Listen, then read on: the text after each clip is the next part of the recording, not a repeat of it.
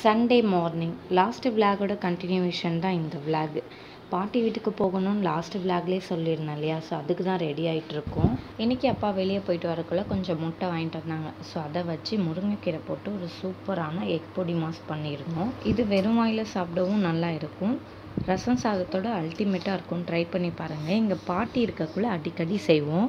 எனக்கு ரொம்ப பிடிச்ச ரெசிபி இது. உங்களுக்கு பிடிக்குமா அப்படின்னு கமெண்ட் பண்ணுங்கள். ஸோ இந்த பொடி மாஸ் வச்சு சாப்பிட்டுட்டு பாட்டி வீட்டுக்கு வந்து கிளம்பியாச்சு. கிட்டத்தட்ட ஒரு 10:30 போல் தான் வீட்டில் இருந்து கிளம்பியிருந்தோம். ஸோ ஒரு 11:30 பாட்டி வீட்டுக்கு ரீச் பண்ணியாச்சு. போயிட்டு கொஞ்ச நேரம் ஜாலியாக பேசிவிட்டு லஞ்ச் ப்ரிப்பேர் பண்ண ஸ்டார்ட் பண்ணிட்டோம். இன்றைக்கி பாட்டி வீட்டில் தான் lunch. Chicken biryani, fish fry, எக்கெல்லாம் வச்சு சாப்பிட்டாச்சு. அங்கேருந்து ஒரு 4:30 மணி போல் திரும்ப வீட்டுக்கு ரிட்டர்ன் வந்தாச்சு. வந்ததும் ஒரே தலைவலி.